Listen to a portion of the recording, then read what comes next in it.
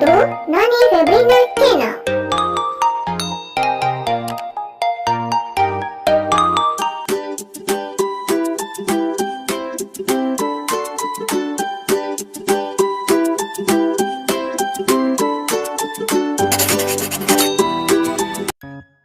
Assalamualaikum warahmatullahi wabarakatuh. Selamat pagi semuanya.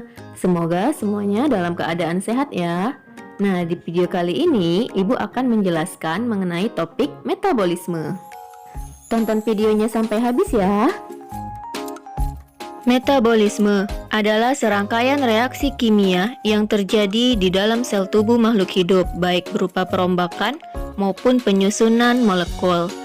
Metabolisme terbagi menjadi dua, yaitu katabolisme dan anabolisme, di mana keduanya memiliki perbedaan sebagai berikut. Yang pertama, pengertian. Katabolisme merupakan reaksi penguraian atau perombakan senyawa kompleks menjadi senyawa yang sederhana. Sementara anabolisme merupakan reaksi pembentukan atau penyusunan senyawa sederhana menjadi senyawa kompleks. Kemudian, katabolisme memiliki nama lain desimilasi dan anabolisme nama lainnya asimilasi. Jenis reaksinya, katabolisme termasuk reaksi eksergonik, yaitu reaksi yang menghasilkan energi. Sementara anabolisme adalah reaksi endergonik, yaitu reaksi yang membutuhkan energi. Dan contohnya, katabolisme contohnya ada dua, respirasi dan fermentasi. Sementara anabolisme contohnya fotosintesis dan kemosintesis. Nah, sekarang kita masuk ke pembahasan katabolisme, yaitu reaksi pemecahan molekul, di mana contohnya adalah respirasi. Dan respirasi sendiri itu terbagi menjadi dua jenis. Ada respirasi aerob dan ada respirasi anaerob, di mana kedua jenis respirasi ini memiliki beberapa perbedaan utama, yaitu yang pertama, kebutuhan oksigen. Respirasi aerob adalah proses pernapasan yang sangat membutuhkan oksigen, sementara respirasi anaerob tidak memerlukan oksigen. Yang kedua, jumlah ATP akhir.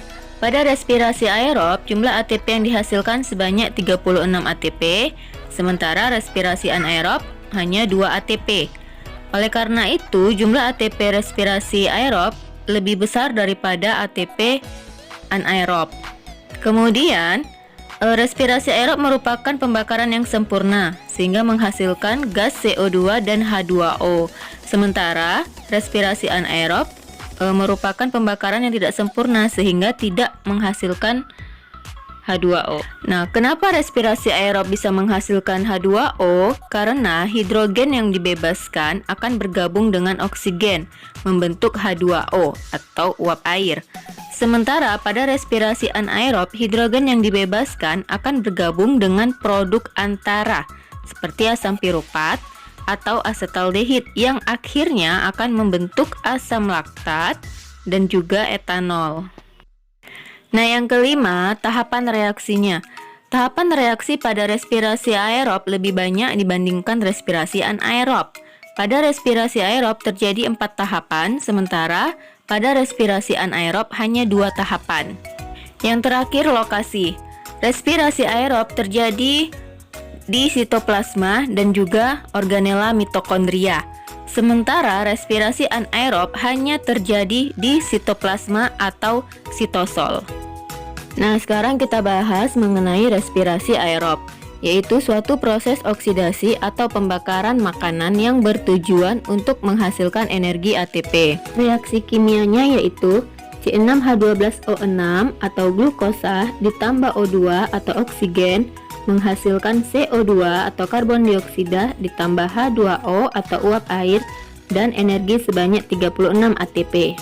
Respirasi aerob terdiri dari 4 tahapan, yaitu yang pertama glikolisis, yang kedua dekarboksilasi oksidatif atau reaksi antara, yang ketiga siklus Krebs atau siklus asam sitrat, dan yang terakhir transport elektron. Dan untuk lokasinya, glikolisis terjadi di sitoplasma, sementara 3 tahapan selanjutnya terjadi di organela mitokondria. Dan untuk lebih lengkapnya, perbedaan dari keempat tahapan pada respirasi aerob dapat dilihat pada tabel berikut ini.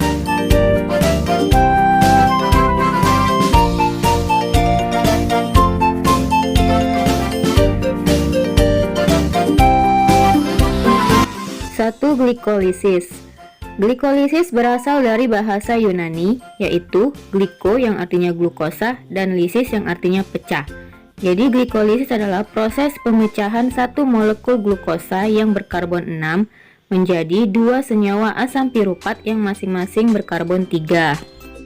Glikolisis terjadi di sitoplasma atau sitosol dan bersifat anaerob, artinya tidak memerlukan oksigen. Sehingga glikolisis merupakan satu-satunya tahapan yang terjadi pada respirasi aerob dan juga respirasi anaerob. Glikolisis terdiri dari dua tahapan. Yang pertama, tahap energonik, yaitu tahap pemakaian energi sebanyak 2 ATP. Yang kedua, tahap eksergonik, yaitu tahap pembentukan energi sebanyak 4 ATP. Jadi, ATP bersih yang dihasilkan oleh glikolisis adalah 4 ATP dikurang 2 ATP, yaitu 2 ATP. Jadi, hasil akhir dari glikolisis yaitu 2 aspinat, 2 asam piruvat, 2 NADH, dan 2 ATP. Nah, yang kedua, dekarboksilasi oksidatif atau DO. Disebut juga reaksi antara dan sebenarnya termasuk ke bagian dari siklus Krebs.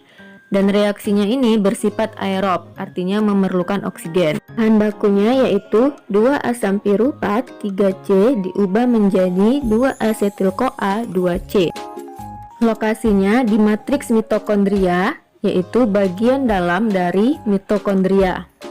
Hasil akhirnya yaitu 2 asconako, 2 asetil-CoA, 2 NADH, dan 2 CO2. Yang ketiga, siklus Krebs atau siklus asam sitrat.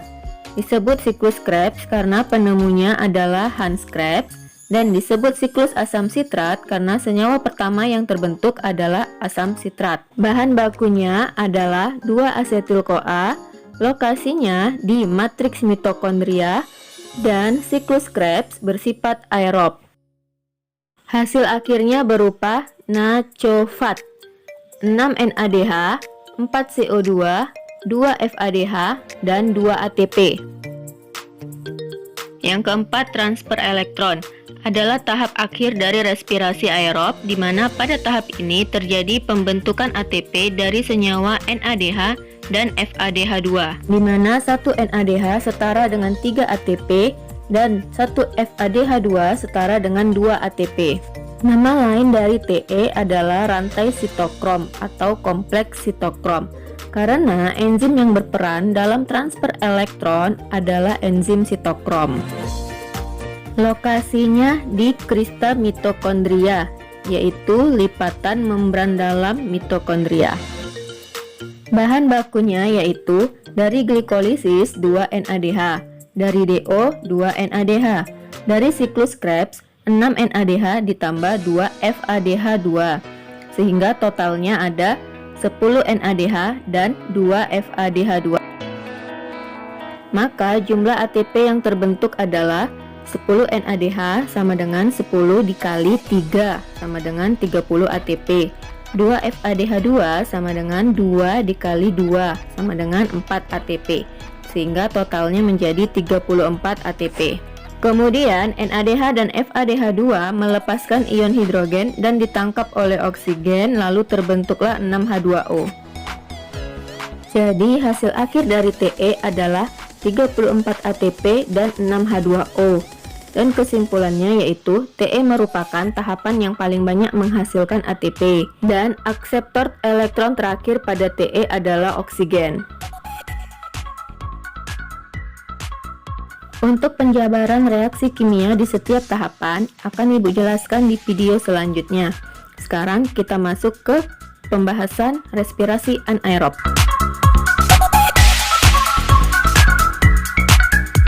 Respirasi anaerob merupakan proses perombakan bahan makanan tanpa menggunakan oksigen dengan tujuan untuk menghasilkan energi ATP.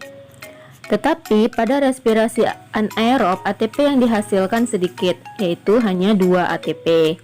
Respirasi anaerob terdiri dari 2 tahapan, yaitu yang pertama glikolisis, di mana prosesnya sama persis dengan glikolisis yang terjadi di aerob. Yang kedua, fermentasi. Berdasarkan hasil akhirnya, fermentasi terbagi menjadi 2, yaitu fermentasi asam laktat dan fermentasi alkohol, di mana perbedaan keduanya adalah sebagai berikut. Fermentasi asam laktat dilakukan oleh manusia dan hewan. Biasanya terjadi pada saat kita beraktivitas berlebihan seperti berolahraga. Sedangkan fermentasi alkohol dilakukan oleh bakteri dan jamur Saccharomyces atau lebih dikenal dengan ragi. Fermentasi asam laktat, produk akhirnya adalah asam laktat dan 2 ATP. Sedangkan fermentasi alkohol, produk akhirnya adalah etanol atau alkohol, 2 ATP dan 2 CO2. Proses fermentasi asam laktat dimulai dari glukosa 6C mengalami glikolisis menjadi 2 asam piruvat 3C, lalu asam piruvat diubah menjadi asam laktat 3C. Proses fermentasi alkohol dimulai dari glukosa 6C mengalami glikolisis menjadi 2 asam piruvat 3C, lalu asam piruvat mengalami pemutusan karbon menjadi asetaldehid 2C, kemudian asetaldehid diubah menjadi etanol 2C. Nah, jadi alasan mengapa pada fermentasi alkohol dihasilkan CO2 karena terjadi pemutusan karbon dari senyawa asam piruvat 3C menjadi senyawa asetaldehid 2C. Contoh fermentasi asam laktat pada manusia, yaitu saat berolahraga, sel-sel tubuh berfermentasi untuk memproduksi ATP dengan cepat, sehingga terjadi penimbunan asam laktat di otot, dan akhirnya menyebabkan munculnya rasa pegal.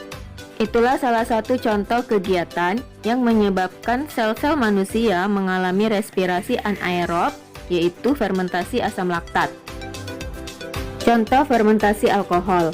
Fermentasi alkohol biasanya dimanfaatkan dalam proses pembuatan produk makanan, seperti fermentasi oleh bakteri untuk pembuatan nata de coco dan yogurt. Kemudian fermentasi oleh jamur untuk proses pembuatan tempe dan juga tapai. Demikianlah penjelasan tentang metabolisme. Semoga dapat dipahami dan sampai ketemu di video selanjutnya. Wassalamualaikum warahmatullahi wabarakatuh. Selamat pagi.